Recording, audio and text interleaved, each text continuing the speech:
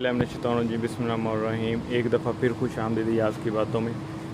तो आज का व्लॉग हमारा कुछ इस तरह है कि आज हमारा एक दोस्त आ रहा है अपने गांव से काफ़ी अरसे के बाद यहाँ पे हॉस्टल हमारे पास रहने के लिए आ रहा है, तो उसके बारे आज व्लॉग बनाएंगे।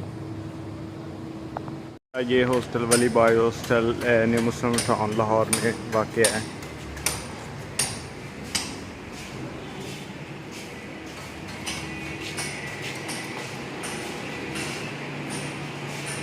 इसका मेन्यू भी हम आपको दिखाते चलते हैं। हमारा रूम नंबर 2।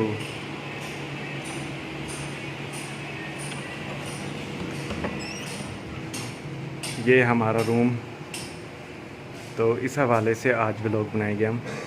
हमारा दोस्त आ रहा है तो हम उसका वेट कर रहे हैं, उससे सारी मालूमात लेंगे, पूछेंगे सारा उसके। दिल साहब के पेपर चल रहे हैं, मलिक साहब का इंतज़ार करते हैं जी। मलिक साहब का इंतज़ार, बस वो आने वाले ही हैं।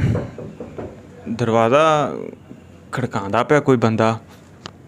रूम नंबर 2 वाली बाय। ओ वाह मलिक साहब, वेलकम मलिक साहब, वेलकम। खुशाम वासलाम जी। मलिक साहब पहुँचे हैं खैरी सलामती। क्या बात है जी, क्या बात है मलिक साहब। बड़ा इंतज़ार किया भाई थोड़ा, सुबह का इंतज़ार कर रहे थे। की हाल है मलिक साहब? ठीक जी, और तबीयत से ठीक है? आइयो मलिक साहब बैठो। हाँ जी मलिक साहब, माशाल्लाह पहुँचे जी खैरी सलामती। कैसा रहा सफ़र थोड़ा? हाँ जी मलिक साहब मुँह साफ कर रहे हैं।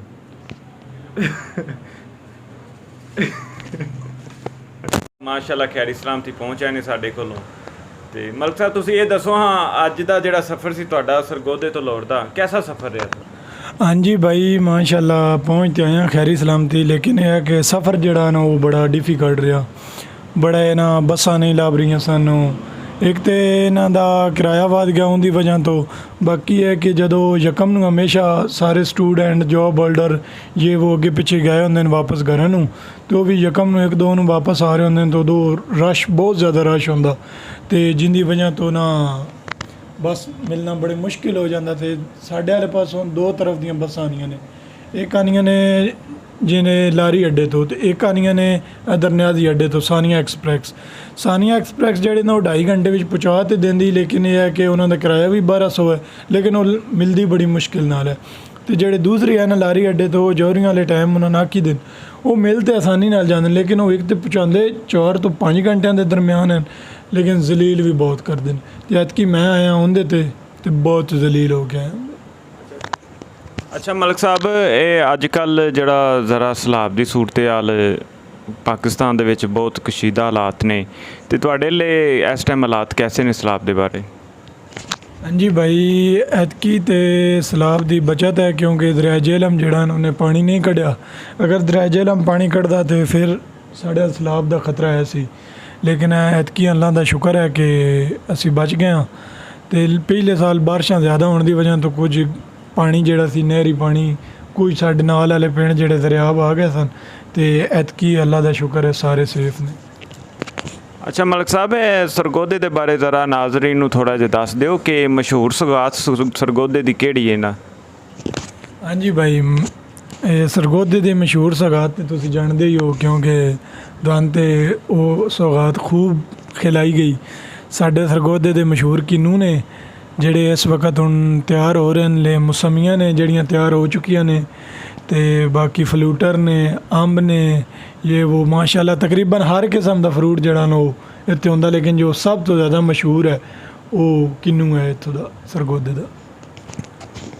अच्छा मलिक साहब, तुहाडी जिंदगी का अगे प्लान की है? तुसीं माशाल्लाह इस टाइम पंजाब यूनिवर्सिटी तो MPhil कर रहे जे, उस तो बाद की प्लान है तुहाडा? आउट ऑफ कंट्री स्टडी का प्लान है या किस मुल्क दे विच जाना चाह रहे हो?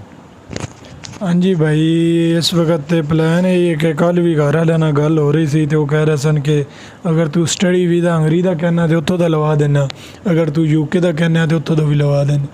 तो मैं क्या चलो सोचना इस बारे कि हुण की करना। कुछ माल्टे का भी प्रोग्राम बन रहा, तुहानूं पता ही है मेरा जिहड़ा ਮਾਲਟੇ ਦਾ ਪ੍ਰੋਗਰਾਮ ਸੀ, ਮਾਲਟਾ ਕੰਟਰੀ ਦਾ। ਅਗਰ ਉੱਧਰ ਨਾ ਕੋਈ ਲੱਗਾ ਵੀਜ਼ਾ ਵਗੈਰਾ ਤੇ ਫਿਰ ਹੰਗਰੀ ਦਾ ਮੂਡ ਬਣ ਰਿਹਾ ਕਿ ਹੰਗਰੀ ਦਾ ਸਟੱਡੀ ਵੀਜ਼ਾ ਲਵਾ ਲੈ।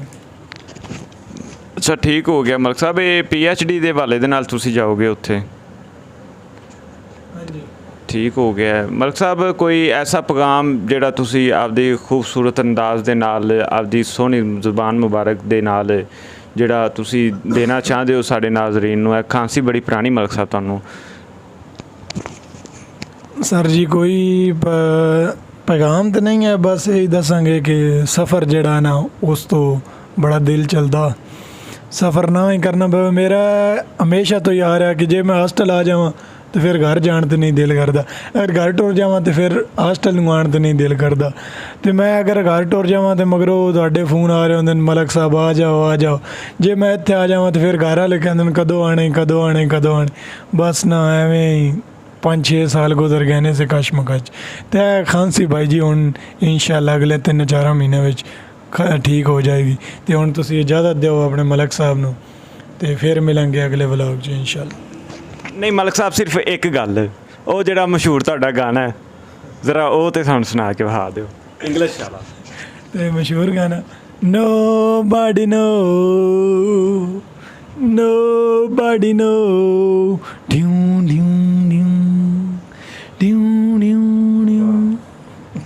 ਹੈਲੋ ਜੀ, ਇਹ ਸੀ ਸਾਡੇ ਮਲਕ ਸਾਹਿਬ। ਇਹਨਾਂ ਦਾ ਜਿਹੜਾ ਸਰਗੋਧੇ ਤੋਂ ਲਾਹੌਰ ਦਾ ਸਫ਼ਰ ਸੀ, ਨਿਊ ਮੁਸਲਿਮ ਟਾਊਨ ਲਾਹੌਰ ਤੱਕ, ਉਹ ਇਹਨਾਂ ਤੈਅ ਕੀਤਾ ਤੇ ਮਾਸ਼ਾਅੱਲਾ ਖੈਰੀ ਸਲਾਮਤੀ ਸਾਡੇ ਕੋਲ ਪਹੁੰਚਿਆ। ਇਸ ਤੋਂ ਬਾਅਦ ਅਸੀਂ ਮਲਕ ਸਾਹਿਬ ਦੀ ਜ਼ਰਾ ਖਿਦਮਤ ਕਰਾਂਗੇ। ਇਹ ਸਾਡੇ ਕੋਲੋਂ 2 ਦਿਨ ਮਹਿਮਾਨ ਰਹਿਣ ਦੇ, ਫਿਰ ਉਸ ਤੋਂ ਬਾਅਦ ਫਿਰ ਵੀ ਇੱਥੇ ਹੀ ਰਹਿਣ ਦੇ ਜ਼ਾਹਰੀ ਗੱਲ ਹੈ। ਜਦੋਂ ਹੋਸਟਲ ਆ ਜੂ ਗਏ ਨੇ ਉਸ ਤੋਂ ਬਾਅਦ ਥੋੜ੍ਹੇ ਇੱਕ ਅਰਸੇ ਬਾਅਦ ਇਹ ਹੰਗਰੀ ਜਾ ਰਹੇ ਨੇ ਸਟੱਡੀ ਵਾਸਤੇ ਜੀ। ਓਕੇ, ਅੱਲਾ ਹਾਫਿਜ਼। ਸਾਡੀ ਵੀਡੀਓ ਨੂੰ ਲਾਈਕ ਕਰੋ, ਸ਼ੇਅਰ ਕਰੋ, ਚੈਨਲ ਨੂੰ ਸਬਸਕ੍ਰਾਈਬ ਕਰੋ। ਥੈਂਕ ਯੂ ਜੀ, ਅੱਲਾ ਹਾਫਿਜ਼।